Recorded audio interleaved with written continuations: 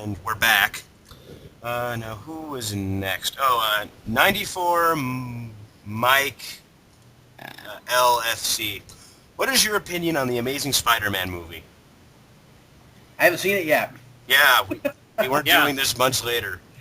Yeah, person from the future. I'm kidding. Some of us haven't seen it yet. I'm actually more and more stoked the more I see things about it. I'm pretty jazzed about it myself. But I want to say that, but for some reason, I keep forgetting about it. I am very excited. I'm very happy. I love to see Spider-Man movies. I don't give a shit if it's been like 20 seconds since the last one. I want to see it. They have a trailer for the new new reboot for Amazing Spider-Man. We got that done. Comic Dude 2. Another sequel. I know. What video games and television shows are you? Wait, what? Is that a I think... hypothetical philosophy question? No. Maybe the question got cut off. Actually, no. This is obviously a typo, but I couldn't resist reading it like that. Okay, what video games and TV shows are you looking forward to? He put a period next to you. No. Okay. What shows and games are you looking forward to this year and why? Well, honestly, I guess I haven't been keeping up really. I can't think of what's coming out. I can't wait for Warehouse 13 and Eureka to start up again, because Eureka's ending this year, and I'm sad. And I'm sad. I didn't realize Eureka was still on. It is, and it got screwed over horribly, too. It was supposed to get another season after this one, but Sci-Fi said, no, we're just going to give you another episode. Oh. Screw you, Eureka. Yeah. And the cool thing is Warehouse 13, that got bumped up to a 20-episode season this year, which unfortunately means they're going to do that dickish thing of splitting up the seasons, where they have one half, and then next year they show the other fucking half. I hate it when they do that. Yep. But yeah, I'm looking forward to that. I don't know. I guess for me, it's more movies, but like there's not a lot of TV stuff that I have just gotten real super excited about in a long time. I kind of want to see that Kiefer Sutherland series that just started. I kind of forgot about that.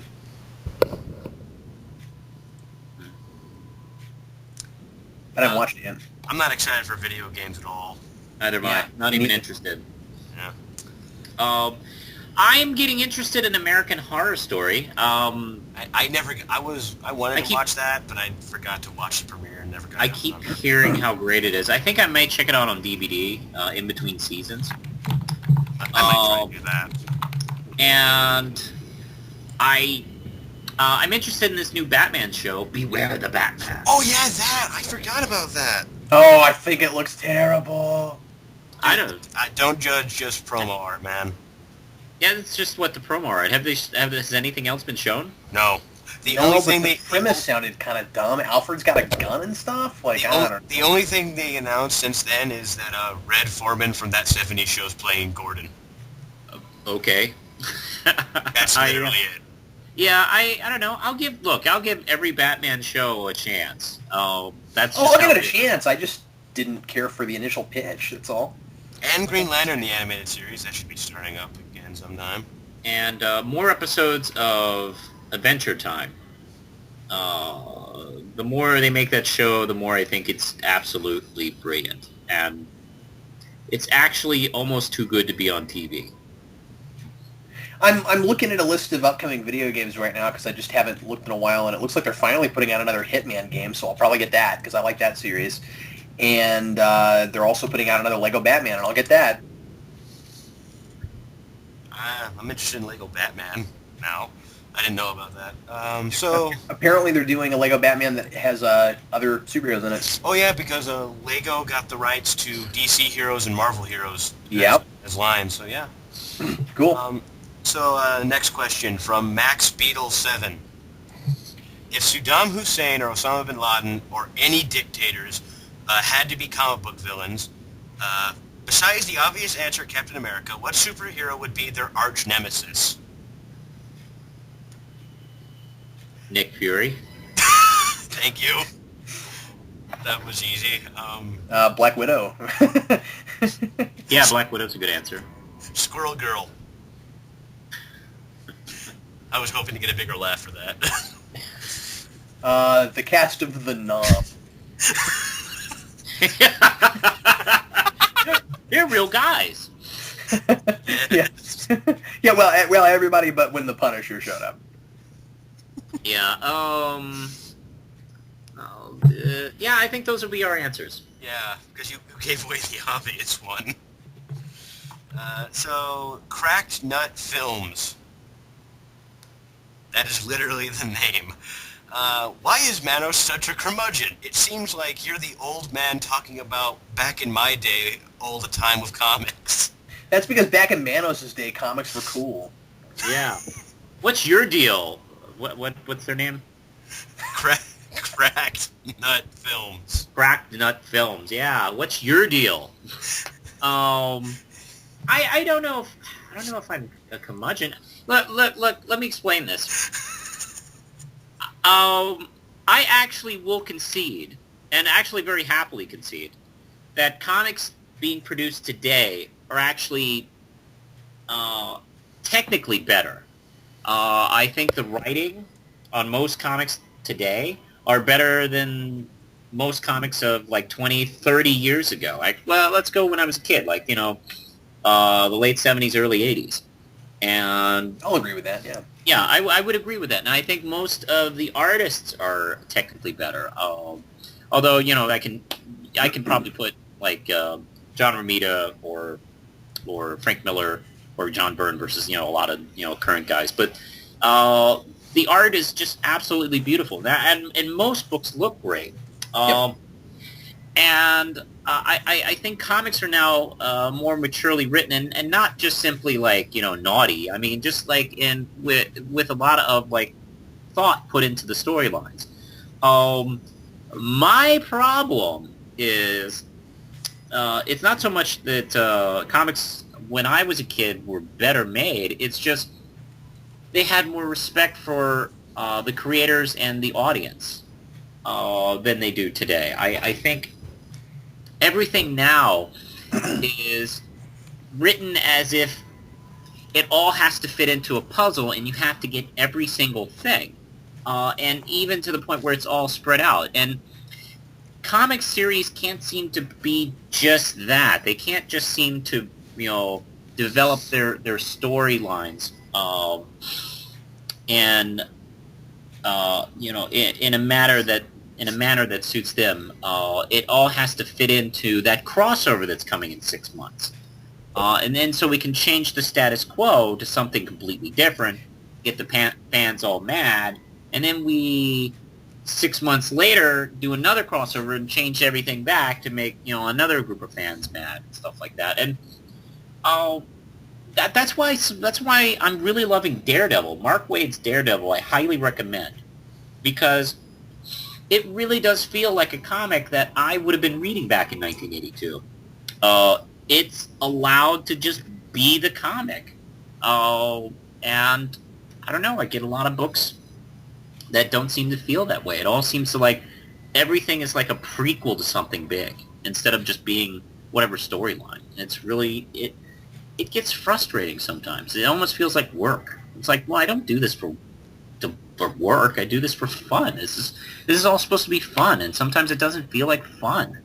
Manos, would you agree with me if I were to say that sometimes the marketing strategy, especially with DC and Marvel, maybe not as much with some of the others, but that the marketing strategy seems to be what the marketing strategy is for like collectible card games? Yeah, it does Totally seem like that. there was a point where people were arguing, like in the 90s, like, oh, comics seem to be completely taken over by the art. Well, now it's completely taken over by the marketing. And yeah, absolutely, and it's more about trying to get everyone to buy every book. And I think that the New 52 is like the biggest, craziest example of that we've ever had. Yes. Where by telling us how many books you're publishing, you're trying to get us to buy all of them. Yeah, they're suggesting like, hey, we want to suggesting get them all. And they put out a trade of the first issue of all of them, and they don't all have anything to do with each other. Which still pisses me off. Yeah, I don't like it either. And I don't like it either. so yeah, so That's nothing against all those books individually. I'm just saying that the marketing is, I think it's kind of obvious, and I think that's it's a little unfair. We're not giving readers enough credit. I'm about to start doing a new series on the Real Manos channel called The Old 52. And the premise is I'm taking first issues of old defunct series featuring like well-known characters and less-known characters and, talking about them. And what was interesting was when I was putting this list together, I thought I was going to have a bunch of books from the 70s and 80s. But I didn't. I had a lot more books from the last 15 years in this list than I thought I would, because you know what? They didn't constantly reboot their books and renumber their books back in the 70s and 80s. The only time you'd have number ones in the 70s and 80s is when an actual new bona fide series starts. Yeah, and when they'd cancel, they would mean to cancel it, not just like, oh, we got a new guy on Aquaman, let's cancel the current book and let's start it over to get people excited. We're doing that when I cancel comic news. We're getting new people. Back in the old days, when they cancel Aquaman, it was because no one was reading it. Manos, I gotta say this real quick because I thought of this earlier when I was thinking about Adam Beechin with Batman Beyond Unlimited. Have you ever seen a book with the word Unlimited on it that went for more than 12 issues? That's a good question. You know what I'm saying? The tie-in series 2 Justice League Unlimited, technically. We need to quit. Wait, okay, fine, but I'm just saying, we need to quit using that word on anything. Yeah, because it's very not unlimited. I think it'd be great. I think it'd be great if we had a book that was something unlimited and it went for 30 years. Just this idea I had. There was a Spider-Man title called Spider-Man Unlimited. Yep, it went for 12 issues. 12 issues, yeah. Well, maybe even less than that. I'll look it up. But yeah, it didn't go very long. That was the first one I thought of. It may have something to do with the fact. It may have something to do with the fact that it was terrible. Yeah. Well, the first issue of that was Maximum Carnage, and then after that, it was other stuff, and it was unmemorable. Yeah. I didn't read one issue of Spider-Man Unlimited that wasn't terrible. Well, again, the only reason I had any of that was because of Maximum Carnage. Yeah, me too. That's the only one I have.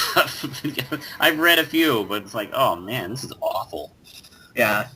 I can't wait for Marvel to put that out on trade for no reason. But yeah, that's my biggest complaint. Okay, 22. 22 I got. Okay, 22. There we go. But yeah, that's my biggest complaint. I think modern comics are amazing, and the fact that they're so amazing, I think it makes things even more frustrating.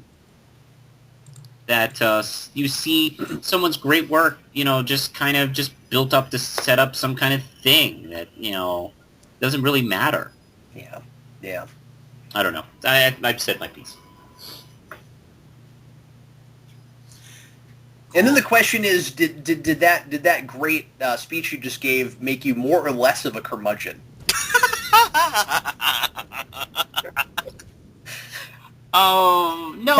By the way, Manus, I'm not calling you a curmudgeon. Good. I'm not. No, of course I'm not. I was just thinking. Wow, but he just talked about how great modern comics are and then why they're a problem. The guy's gonna be like, yep, okay, now I understand. That's why Manos is a curmudgeon. Oh, that was the greatest speech ever made, by the way, Manos. Yeah, that was great, Manos. I almost cried. Well, no, Martin Luther King's speech was really good too. It was also about something far more relevant. I would put that one above mine. Just What about Mel Gibson from Braveheart? Anyway. No, but I mean seriously. The reason why some fans complain is because they care and they love these characters and they love these books and they love these stories and yeah. Granted, sometimes they complain. Well, actually, a lot of times they complain too much.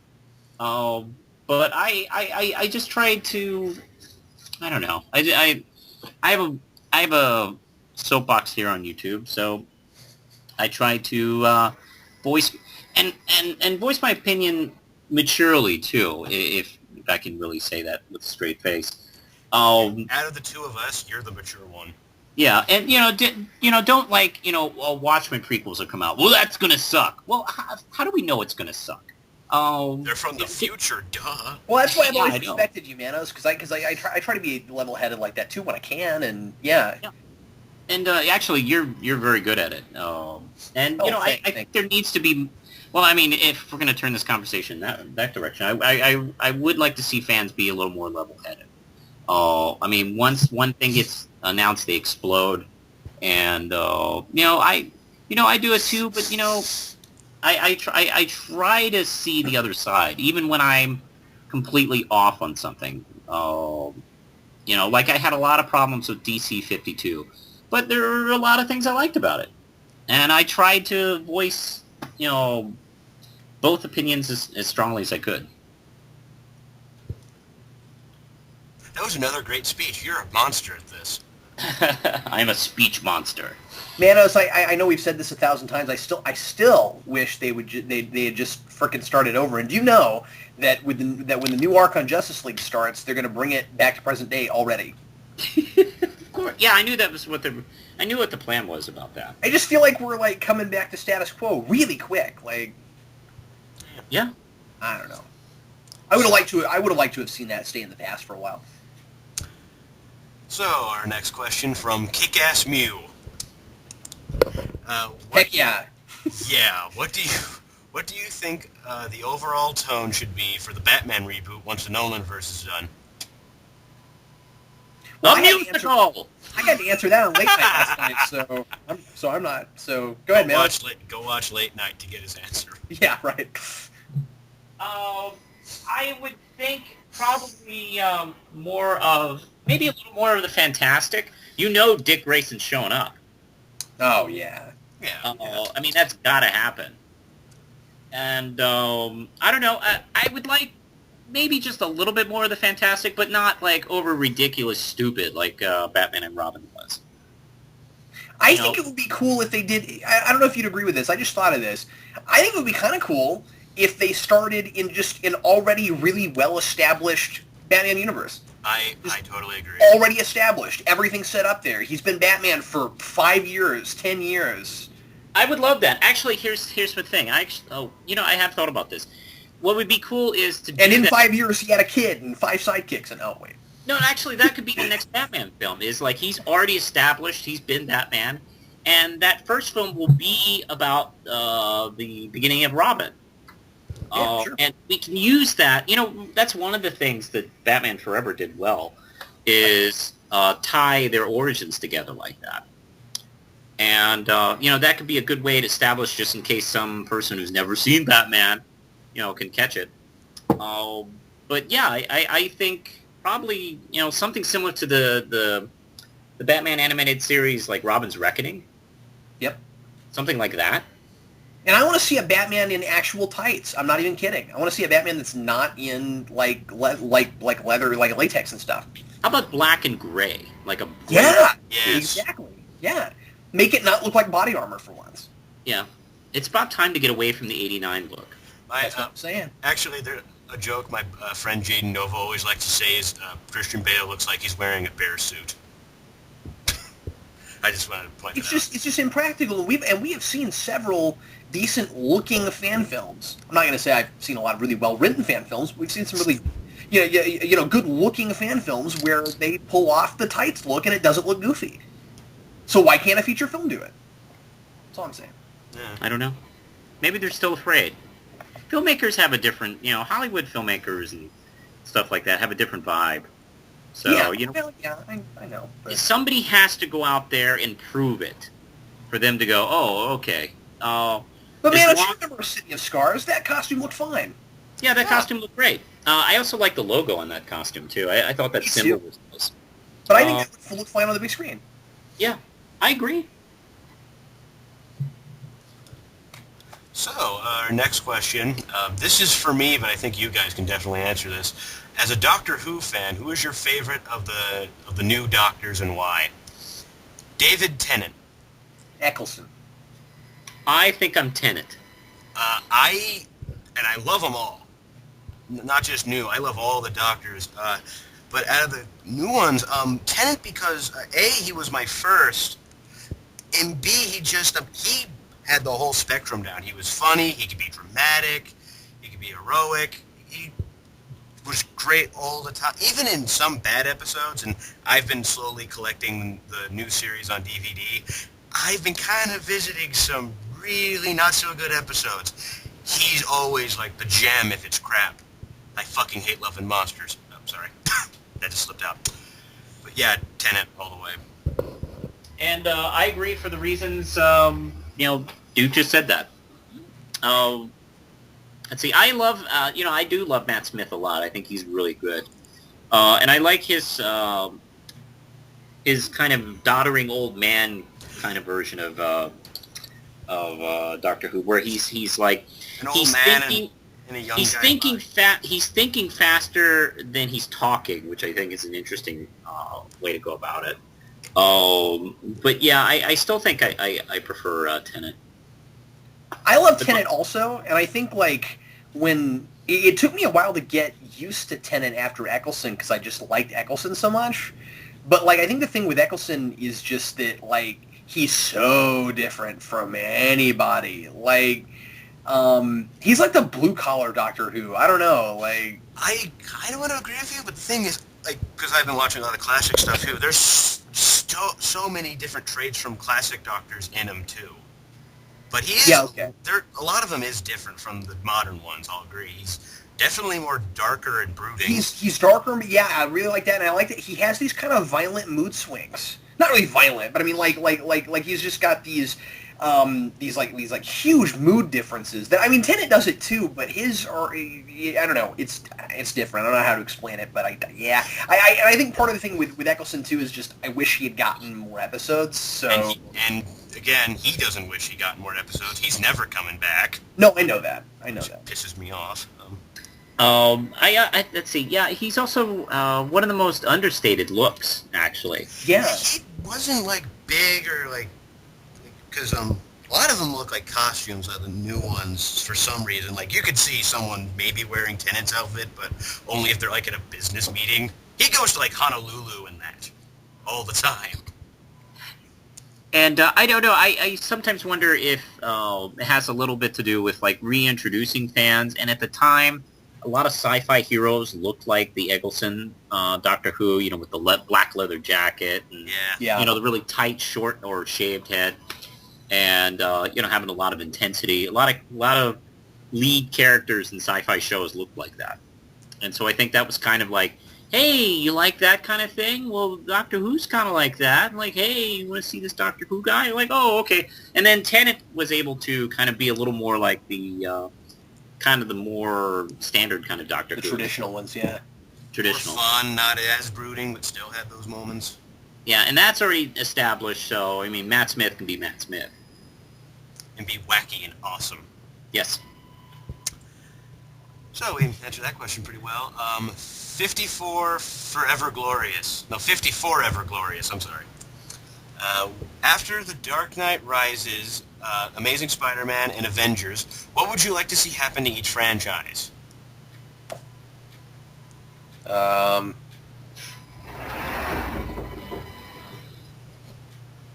It's cool that we get to decide all this. Yeah, I know. We are the UN after all, man. I would love a UN scene. Let's follow George Lucas's lead and have a boring 20-minute UN scene. I'm sorry. What was the question again? After Dark Knight Rises, Amazing Spider-Man, and Avengers, what would you like to see happen in each franchise? Well, of course, I mean, again, with Dark Knight Rises, we know that that's over and something else may happen, so there's really nothing to say there. I don't know. I mean, inevitably they'll get sequels. So, like, Avengers, I want to see frickin' Thanos, man. That's what I want. And I want him to look as close to Thanos as they can. I don't want to see some giant guy in a trench coat. And amazing, and with Amazing, I want to see a more traditional Green Goblin. Like with a moving jaw? Yeah, that'd be a good start, man. That'd be a good start. I don't know if you can really make that costume look good on screen. Well, it's hard. It's kind of stupid looking. Did you guys ever see, because they did try and do some, like they tried to make a mask that was like a prosthetic that looked more like the comic one, but some producers and Raimi didn't think it would look good on screen. There's YouTube video of it somewhere. Now, I think if they went with Hobgoblin, they could make that costume work. Yeah, I don't know. It's just the problem is, I don't know. It's just, when he was created, like, the idea of putting on a rubber mask, like, looks like a monster thing, I guess seemed like an okay idea. Yeah. But boy, I mean, it's just like, I don't know. In real life, it really doesn't look cool. True. No, it doesn't. It doesn't. But you could maybe get away with doing some. I don't know. I'm not sure what you'd do. I'm with you. Yeah, he's a different. I mean, he's a great villain. Yeah, he's a villain. Boy, his costume sucks. I mean, not as bad as like generally the Jackal's costume. See, that's the thing is that I don't really think his costume sucks. I just don't think it looks good in real life. Like I think in comics, it's practically. No. Yeah, exactly. I think in comics it's fine. I'm afraid if they try to do something more traditional, they would end up just kind of going the Smallville direction and just give him a hood and no mask. Yeah. Or make him look like Deadshot and make him a cowboy. Oh yeah, no, I'm sure that's what they do. He'd be Cowboy Green Goblin. That would, and at least that'll be an action figure. You'll have Cowboy Green Goblin, and you'll have Pirate Green Goblin, and then you'll have Hob Green Demo Goblin. And snowboarding Green Goblin. Yes. Hang gliding Green Goblin. Pinball machine playing Green Goblin. He just has a little pinball machine he comes with, and he plays it. Yes. Pinball playing action. Do we have anything to say on Avengers? The Kree Skrull War would be interesting. Yeah. Well, here's the thing about that. I don't know if they have the rights to use the Skrulls because we're not sure what those aliens are going to be yet in Avengers. We know they're aliens. We don't know what yet. But the thing is... why wouldn't they have the right for Skrulls? Because that's under Fantastic Four. Is it? I always thought it was Avengers. If it debuted in Fantastic Four, I think the rights go to Fox. Oh, that's rough. Okay. Well, hey, didn't Kingpin show up in Spider-Man first, and he was in the Daredevil movie? Yeah, you have a point. That's no one knows yet. That's the confusing part. No one's sure. Well, then let's just say that Kree Skrull War. Yeah. I like the Purple Man to come. No. We done on this question? Yes. Yeah. Okay. The Dark Wasp. What superheroes do you think deserve a movie that don't have one yet? Wonder Woman. Flash. Yeah, Flash was mine, dude. Black Panther. Only if we could have you. Yeah. Only if we could have you in seats. And only if Manos and I are in them. Oh. Look, if they're going to make a snow cone for one person, they got to make one for all of us, okay? That is a huge ice machine. They can ship that crap globally, okay? Are you tired, Manos? No. Okay. So we answered that. Next one's from Super Saiyan Mexican. I actually know that guy. I see him comment all the time. Yep. Hey, Duke, this question's mainly for you. What do you think of the current direction of the Green Lantern comics? I am only reading the main one. I never really got interested in New Guardians, and I kind of lazily dropped Core, like reading it wise, because I just didn't have the time and I never got caught up. That's how I work. Because I don't buy in issues, I have to read them somehow, either by friends or maybe at the store, and until I get the trade. And just, I get too busy and forget to pick it up, and eventually it starts stacking up, and I'm just like, oh, I'll just wait to finish it and trade, I guess. That's how I work. So, I've been really loving Green Lantern. I like the bits I read of it.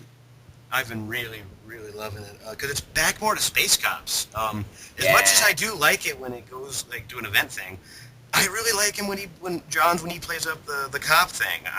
It's cool. And, yeah, everyone's freaking out, like, is Sinestro going to stay a Green Lantern for long? I don't know, and I don't care.